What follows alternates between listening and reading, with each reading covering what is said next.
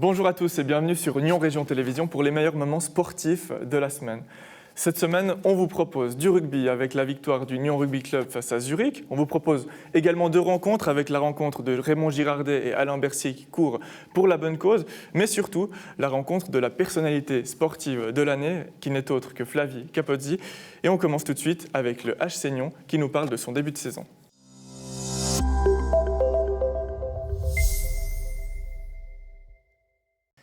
En hockey sur glace, le HC Nyon a retrouvé le chemin de la compétition et on en parle aujourd'hui avec Daniel Blaha et puis Kevin Grand. Bonjour messieurs, merci d'être avec nous. Salut. Daniel, tu es le président, tu es l'entraîneur, tu es le joueur de l'équipe et vous avez joué donc dimanche, c'était à Anivier, face au HC Anivier à Sierre. Tout à fait. Défaite 7-3, mais est-ce qu'on peut tirer quand même des conclusions positives ? Oui, moi j'aime rester positif. C'est clair, c'est notre premier match de la saison. On a bien démarré le match. On a un nouvel effectif avec des nouveaux arrivants, dont Kevin. Les choses se mettent bien en place. On a dominé, on a marqué au début. Après, c'est vrai que ça a changé un petit peu. On a pris quelques pénalités et ça a tourné à l'avantage de nos adversaires. Mais je reste positif. Un bon début de match et un bon début de championnat, même si on n'a pas la victoire à la fin. Kevin, tu es arrivé du Star Forward, équipe qui a évolué en première ligue. Là, tu arrives en 3e ligue. Ça doit changer quelque chose. Au HC Nyon, comment ça s'est passé ce premier match ? Est-ce que tu es aussi satisfait ? Est-ce que tu vois du positif ? Beaucoup de positif. Le score ne reflète pas le match pour moi. Moi, j'ai vu qu'il y a une entrée de match qui était forte. Il y a des joueurs il manque peut-être un peu de cohésion au sein de l'équipe. Mais ça se travaille. Et puis, les buts qu'on a encaissés sur la fin, c'est parce qu'on lâche prise. Donc pour moi... 7-3, c'est cher payé et je pense qu'on aurait pu reprendre le match. Mental à faire. Beaucoup de signes encourageants. Bon, on travaille le mental, mais à l'entraînement, il faut travailler aussi de la tactique. Qu'est-ce qui sont les prochains points qu'il faudra travailler offensivement ou défensivement ? Écoute, je pense qu'il y a vraiment cette cohésion, cette phase de transition, ces sorties de zone, ce positionnement. C'est vrai qu'on a un effectif qui est un peu plus court cette année, donc on va être amené à jouer avec pas forcément toujours les mêmes lignes, les mêmes joueurs. Donc il va falloir qu'on sache jouer tout le monde avec tout le monde, donc mettre un peu nos standards en place. Mais il y a aussi, franchement, le mental fait beaucoup. Et là, sur le mental, je veux aussi dire que Kevin est notre nouveau capitaine et il amène beaucoup de sérénité dans le vestiaire et sur la glace. Donc je compte aussi sur lui pour poser un peu les bases de cette approche. Au niveau de l'effectif, c'est une quinzaine de joueurs au sein de l'effectif actuellement. Ça serait bien d'être un petit peu plus. D'avoir un réservoir un peu plus grand, ça serait agréable. Ouais. C'est déjà, tu parlais tactique. C'est vrai qu'à l'entraînement, ce qu'on travaille, c'est pas toujours évident. C'est de la 3e ligue. Il faut accepter qu'on a une vie privée, une vie professionnelle qui nous empêche peut-être d'être présents aux entraînements. Mais d'avoir une équipe qui représente l'équipe qu'on a au match, aux entraînements, faciliterait un peu le travail. Ça, c'est un petit peu le challenge. C'est vrai que sur les entraînements, on se retrouve avec 8 jours de la première équipe. Cette année, on a ouvert les entraînements aux autres équipes du club. Et je profite pour dire merci aux gars de la 2e équipe en particulier qui, grâce à eux, on peut faire un entraînement qui tienne la route. Parce que s'entraîner à 8, les joueurs, tu les grilles en une demi-heure. Donc là, ça, c'est important. Ce qui n'aide pas non plus, c'est le fait de ne plus avoir de patinoire vraiment à domicile. Il n'y a plus de patinoire à Perrois. Comment se débrouille maintenant l'équipe ? Écoute, ça c'est vrai. On a connu le bonheur et d'être à la maison pendant 2 ans avec Perrois. C'était vraiment un plus qui nous a permis d'attirer des joueurs, dont notre gardien et d'autres joueurs. Perrois, hélas, c'est une page qui se ferme et qui se tourne.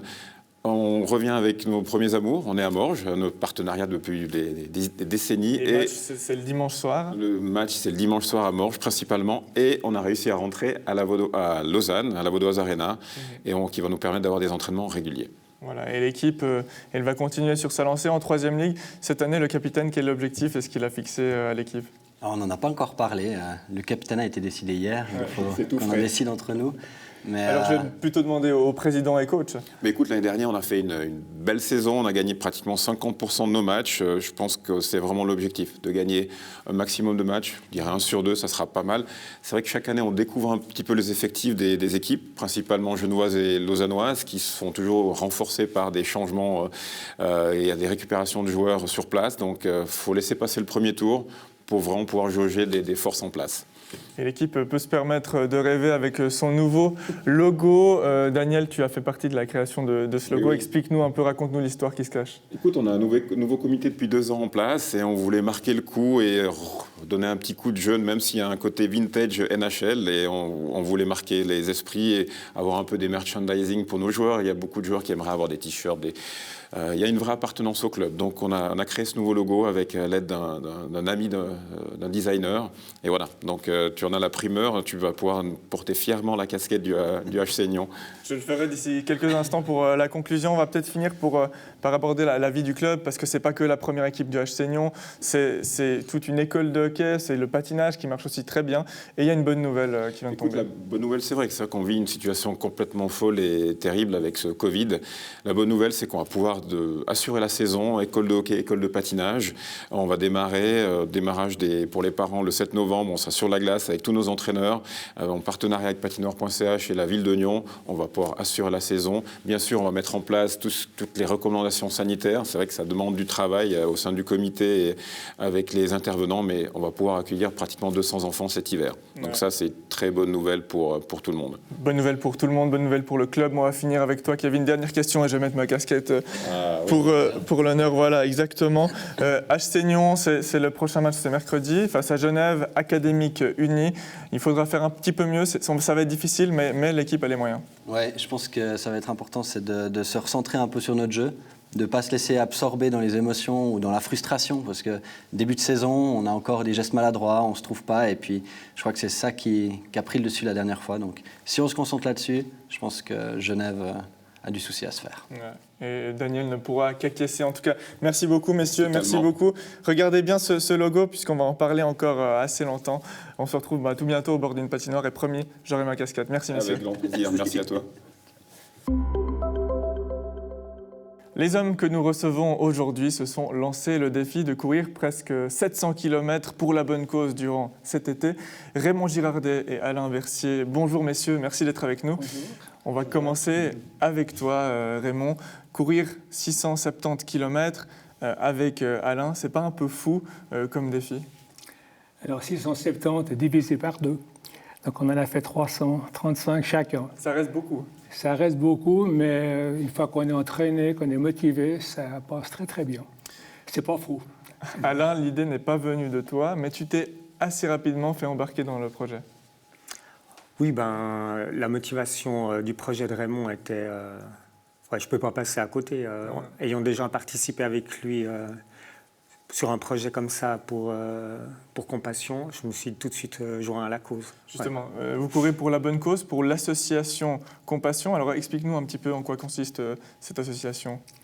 Compassion, qui existe depuis une quarantaine d'années, partie d'Amérique, qui parraine plus de 2 millions d'enfants dans 25 pays du monde. C'est l'axe principal de travail de Compassion, mais à côté avec d'autres possibilités de soutenir, d'aider des enfants. Une fois précédente, c'est la 3e fois que je fais un projet comme ça. Une fois précédente pour creuser des puits, pour purifier de l'eau, ici pour installer des toilettes, des sanitaires pour les enfants. Donc c'est comme cela que c'est pour ça, disons, qu'on je me suis engagé cette fois. Effectivement. Sans le projet, tu n'aurais peut-être pas couru cet énorme défi. Vous emportez fièrement le t-shirt de l'association et l'objectif, c'est de récolter quelques 20 000 francs. Alors où est-ce qu'on en est actuellement? Alors je dois avouer que c'est pas moi qui sais la réponse. C'est peut-être Raymond qui avance. Non, c'est pas exactement, on est bientôt à la moitié. Oui, bientôt à 10 000. Il y a encore du chemin à faire. Il y a encore du chemin à faire et il y a encore du chemin à parcourir aussi pour vous, puisque vous n'êtes pas arrivé au bout de vos peines, si j'ose parler ainsi.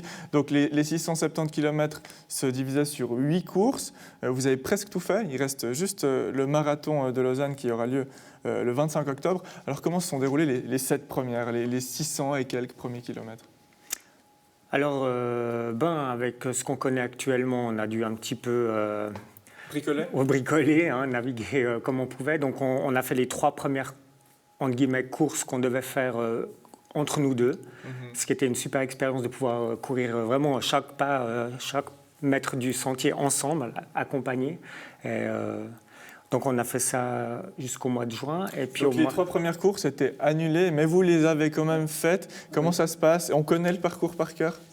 Alors, il y a des courses où c'est bien balisé, d'autres plus difficiles. Alors, on n'a pas toujours suivi le parcours exact, mais on a en tout cas fait les kilomètres et le dénivelé. Ça, on était dans les chiffres. les montres qui en Alors, on avait témoignent. une montre très précise. On a fait exactement ce qui était marqué sur le programme. Donc ça, c'était pour les 3 premières courses, mais ensuite, d'autres courses ont quand même pu avoir lieu.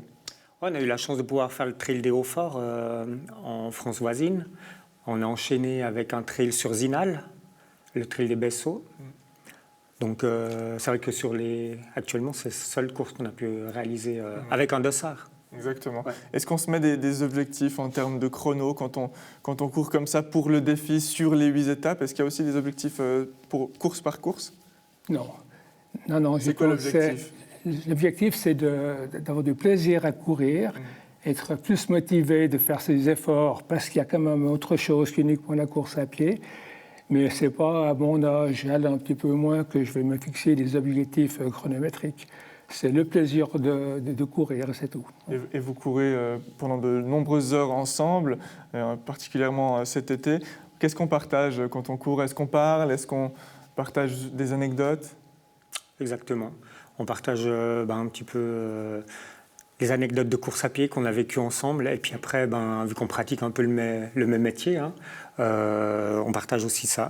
Et puis il y a aussi des longs moments de silence parce que ça fait partie de notre sport, qui est assez solitaire. Raymond, Ouais. j'ose dire ton âge?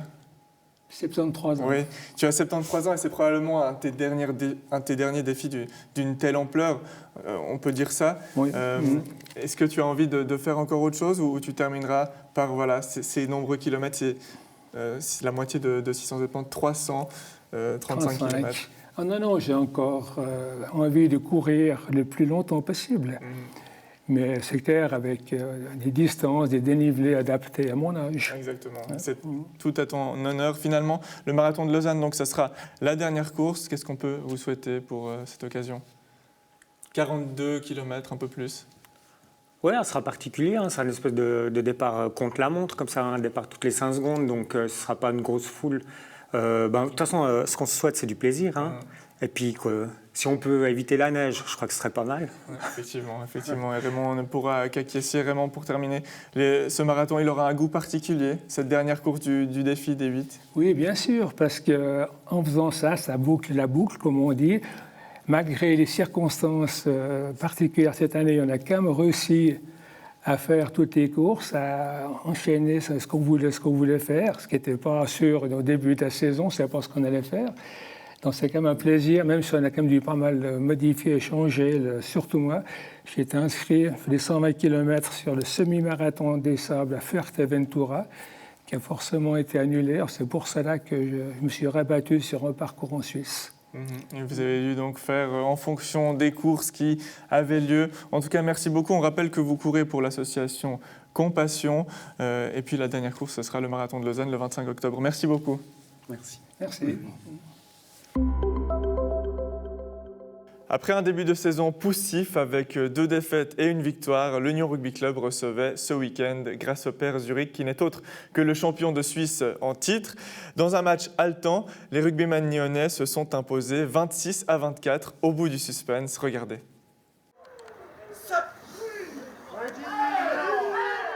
Le Nyon Rugby Club s'attaquait aujourd'hui à un très gros morceau. Zurich venait à Colovray. Le match a été tendu, serré. Et finalement, le Nyon Rugby Club s'est imposé.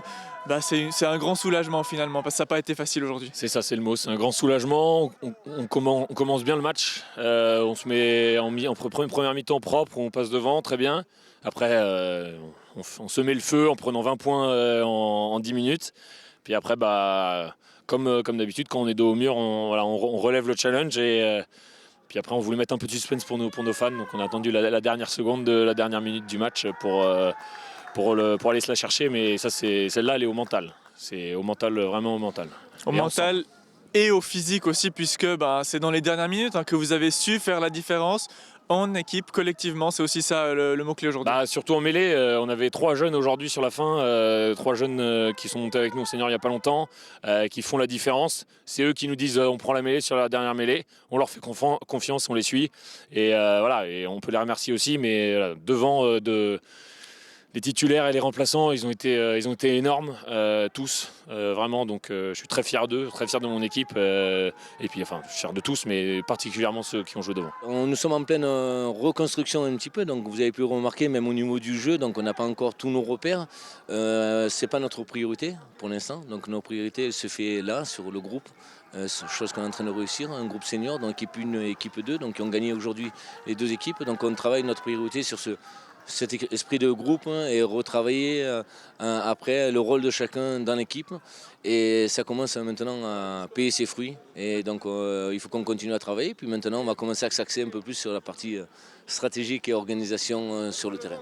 Un coach assistant, Joss, disait à la fin du match, il y avait plein de trucs qui n'ont pas forcément été aujourd'hui, mais le principal, c'est la victoire. Qu'est-ce qui n'a peut-être pas été aujourd'hui ?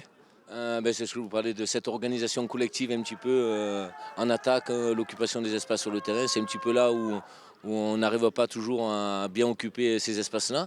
Mais c'est un travail qu'on recommence à faire maintenant. On peut dire que cette victoire, c'est un peu une victoire sur laquelle on peut construire pour ce nouveau groupe qui lui aussi se construit.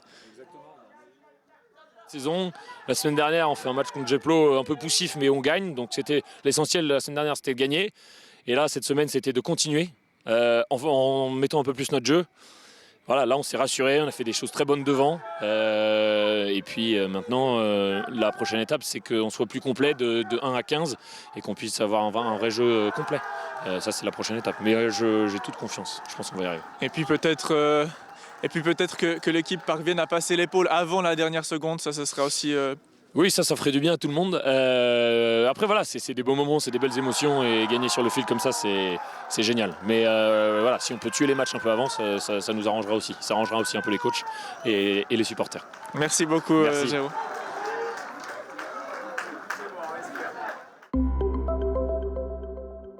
L'invité que l'on reçoit aujourd'hui n'est autre que la personnalité sportive de l'année. Le 24 août 2019, elle réalise l'exploit d'accomplir à la nage la traversée du lac Léman dans sa longueur, soit 73 km ou encore 31 heures et 19 minutes de nage. Flavie Capozzi, salut, merci d'être avec nous. Salut, merci. Tu es glandoise, tu as 22 ans et tu as déjà été récompensée 2 fois cette année, 2 prix, la personnalité de la côte et, comme je l'ai dit, la personnalité sportive de l'année lors de la récente cérémonie des mérites sportifs. Que ton exploit prenne une telle ampleur, c'est une surprise pour toi ? Oui, quand même un petit peu. C'est vrai que je ne m'attendais pas à avoir autant après, ni pendant d'ailleurs. Donc oui, quand même une grosse surprise, mais voilà, ça fait quand même plaisir. Et puis c'est toujours des belles récompenses, surtout après l'exploit, d'avoir encore un petit peu et puis que ça continue. C'est toujours chouette. Toi-même, hein, tu parles d'exploit. Relier Le Bouvray à Genève à la nage, c'est une vraie performance physique, mentale. Qu'est-ce qui a été le plus compliqué durant ces 75 km ? Alors le froid. Vraiment, je pense que ça a été la chose principale. Mentale, c'était pour moi le plus facile parce que sur ça, j'ai un assez bon mental et j'étais très bien préparée. Après, physiquement, je ne vais pas dire que c'était facile parce que voilà, c'était quand même 31 heures dans l'eau. Mais je pense que ce qui m'a causé quand même le plus de peine, c'était le froid. Tu es la première à avoir fait cet exploit en tant que femme ? Alors non, du coup je crois pas, mais voilà, comme je l'ai toujours dit, pour moi ça c'était pas l'importance et puis je l'ai fait pour les associations et puis aussi pour moi, donc c'est ça pour moi le principal. Par contre, il y a quelque chose qui n'a encore jamais été fait, c'est ton prochain objectif, 2 fois plus fou, j'ai envie de dire, puisque tu veux faire un aller-retour depuis le château de Chillon jusqu'à Genève et tu reviens. Comment t'es venue l'idée et est-ce que c'est réalisable ? Alors, réalisable, oui, sinon je ne le ferais pas. Et ensuite, comment l'idée m'est venue ? C'est simplement que j'avais dit que si j'arrivais à Genève dans un bon état, je ferais plus fou. Et je suis arrivée à Genève dans un état bien plus en meilleure forme que je m'y attendais. Donc voilà, j'avais mal nulle part, j'étais fatiguée, mais voilà, je tenais debout, j'ai encore fait ma soirée tranquillement. Moi, j'aimerais arriver à Genève au point où je me dis non, là, stop, là, je peux plus. Donc c'est pour ça que je me suis lancée plus grand et puis même mentalement, j'ai besoin aussi de voir où je suis capable d'aller. Donc voilà. Le défi, c'est pour 2022. Juillet 2022, c'est quelque chose qui change aussi. Contrairement au mois d'août, l'année dernière, de nouveau à cause de la température? Oui, température, on avait choisi en plus la semaine la plus froide de l'été, donc l'air était froid, l'eau était froide. Juillet, c'est souvent, il y a les canicules et puis du soleil, donc je pense que ça sera plus favorable pour moi. C'est quelques 150 km, c'est tout simplement le double. Est-ce que la préparation, elle a déjà commencé du coup? Alors oui, j'ai commencé début septembre et puis après voilà, j'ai attrapé le virus, donc là j'étais en break et puis là je vais m'y remettre gentiment. Je pense à partir de la semaine prochaine. Muscu, j'ai déjà continué, mais c'est vrai que la nage, j'ai eu encore de la peine à m'en remettre, donc gentiment, mais ça va venir. Oui, tu as encore le temps, c'est dans 20 mois. Tu as changé un petit peu de groupe, tu es entouré différemment avec un coach natation, Michael Richard, et puis un coach de fitness, David Rivera. Il fallait changer un petit peu la structure? Alors l'entraîneur, oui, dans tous les cas, parce que je m'entendais plus du tout avec, et puis la fin était très très compliquée avec, donc dans tous les cas, ça, oui, j'allais changer. Et puis après, mon préparateur physique, j'ai aussi changé, parce que voilà, il est pas loin de chez moi, c'est plus pratique, et puis j'ai un très très bon contact avec, donc c'est aussi top.